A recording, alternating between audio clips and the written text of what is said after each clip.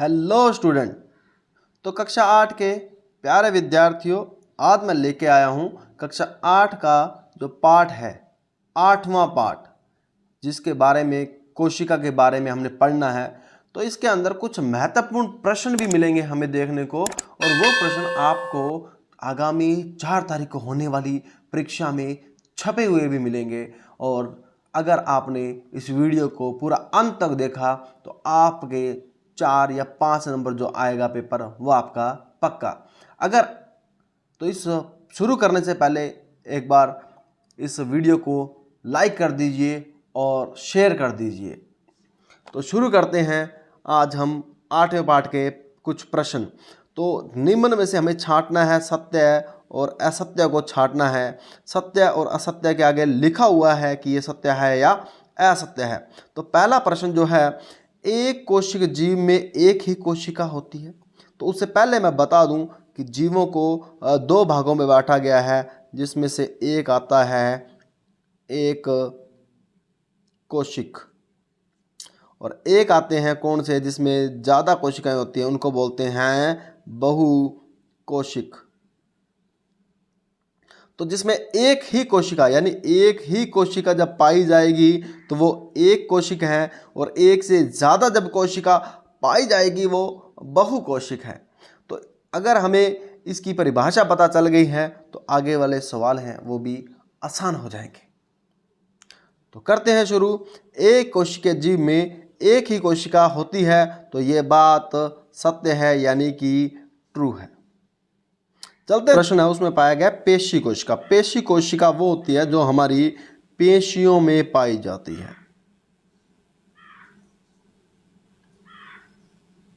पाई जाती है। अब जैसे आपने हाथ देखा है, तो इस हाथ के अंदर हमारे पास में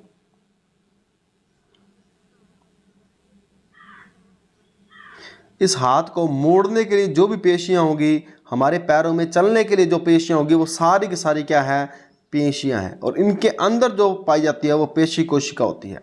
तो हमारा जो प्रश्न था वो क्या है कि पेशी कोशिका खांडवित होती है। तो इसका जो उत्तर है वो वैसे तो है असत्य, लेकिन पेशी कोशिका 3 प्रकार की होती है, इसलिए क्या है, तीनों के हिसाब से उत्तर हमारा अलग अलग बनता है। लेकिन ये जो प्रश्न यहाँ पूछा गया है आपकी 8वीं क्लास के हिसाब से, यहाँ पे असत्य आएगा, यानी कि इसका फॉल्स आएगा उत्तर। नेक्स्ट आता है कि किसी जीव की मूल संरचना अंग होती है, कभी नहीं। किसी जीव की मूल संरचना जो है वो होती है कोशिका। तो इसका मतलब ये भी हमारा क्या हो गया, फॉल्स, यानी कि गलत हो गया। नेक्स्ट आता है अमीबा की आकृति अनियमित होती है। तो बिल्कुल अनियमित होती है। अमीबा को आप ऐसे बना सकते हो, ऐसे बना सकते हो, ऐसे बना सकते हो, कैसे भी बना सकते हो। अमीबा की जो आकृति है वो निश्चित नहीं होती, इसलिए ये हमारा जो उत्तर है इसका क्या आ जाएगा, सत्य, यानी कि ट्रू हो जाएगा। चलते हैं आगे वाली महत्वपूर्ण प्रश्न की तरफ। और इसको करने से पहले अगर आपने इस चैनल को अभी तक सब्सक्राइब नहीं किया है तो नीचे सब्सक्राइब वाला बटन दबा दीजिए, और साथ में घंटी का बटन भी दबा दीजिए, जिससे कि जो भी नोटिफिकेशन है वो तुरंत आपको मिल जाए। तो शुरू करते हैं। मानव तंत्रिका कोशिका का रेखांकित चित्र, ये बहुत महत्वपूर्ण है। ये आपके हर साल 8वीं 9वीं 10वीं तीनों क्लास में आएगा। उसके बाद में अगर आपने साइंस ली तो आगे 11वीं 12वीं में भी देखने को मिलेगा। तो शुरू करते हैं। एक मानव तंत्रिका कोशिका का रेखांकित चित्र। तो देखो, इसको करने के लिए सबसे पहले हमें क्या करना है कि एक ऐसे लाइन ड्रॉ करनी है। इसकी एक तरफ हमें क्या करना है,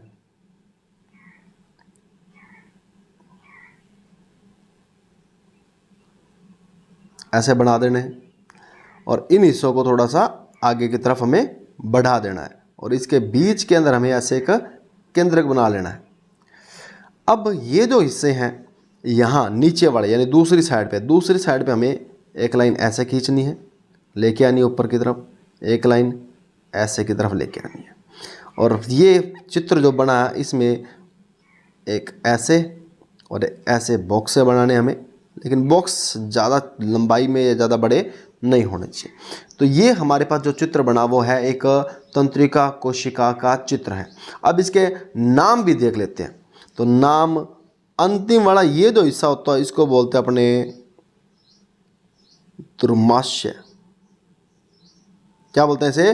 दुर्माशय। ये बीच वाला जो हिस्सा होता है इसको बोला जाता है तंत्रिकाक्ष।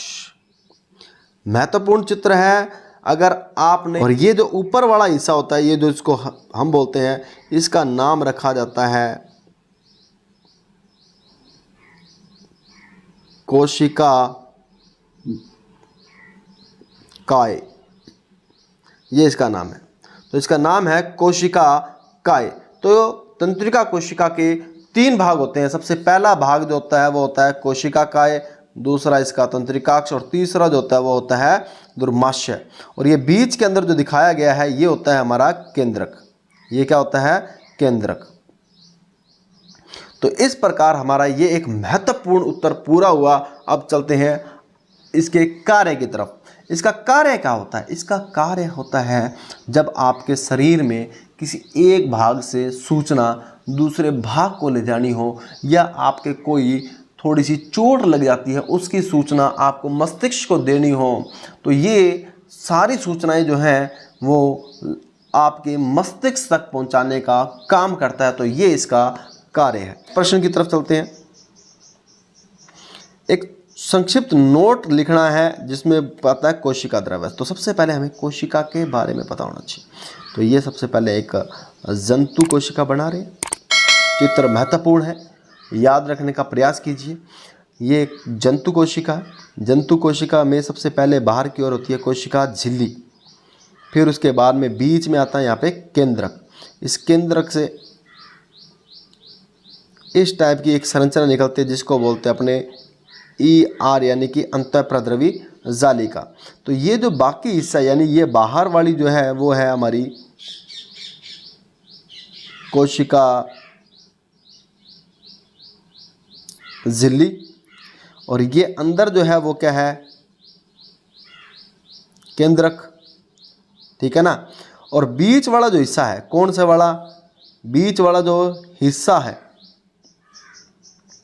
ये वाला सारा, यानी कि इस खाली हिस्से को बोलते हैं अपने कोशिका द्रव्य। तो इसकी परिभाषा बड़ी आसान है। कोशिका के अंदर पाए जाने वाले द्रव को हम बोलते हैं कोशिका द्रव्य। ये केंद्रक और कोशिका झिल्ली के बीच में पाया जाता है, और यह हमारे शरीर के समस्त कोशिकांग यानी कोशिका के भी अंग को बनाए रखता है। तो ये इसके संक्षिप्त नोट हो गया। अब बात आती है कोशिका के केंद्रक की। तो केंद्रक की बात करते हैं। तो ये कोशिका थी, कोशिका के बीच के अंदर होता है उसका केंद्रक। अब केंद्रक को थोड़ा बड़ा करके देखते हैं। सिर्फ हम यानी इसको जूम करते हैं। जूम करने के लिए देखो क्या करना है। ये केंद्रक बना, इसके अंदर ऐसे धागेनुमा संरचनाएं होती है। इन धागेनुमा संरचना को हम बोलते हैं गुण सूत्र। तो और ये जो गुणसूत्र होते हैं ये हमारे शरीर के लक्षण को निर्धारित करते हैं।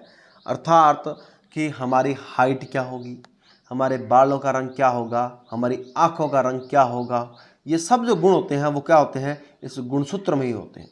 तो ये था हमारे 8वें पाठ के महत्वपूर्ण प्रश्न। वीडियो के नीचे कमेंट बॉक्स में ज़रूर लिख के बताएं कि आपको ये वीडियो कैसे लगे और हमें कौन कौन से टॉपिक पे वीडियो और बनाने चाहिए। धन्यवाद।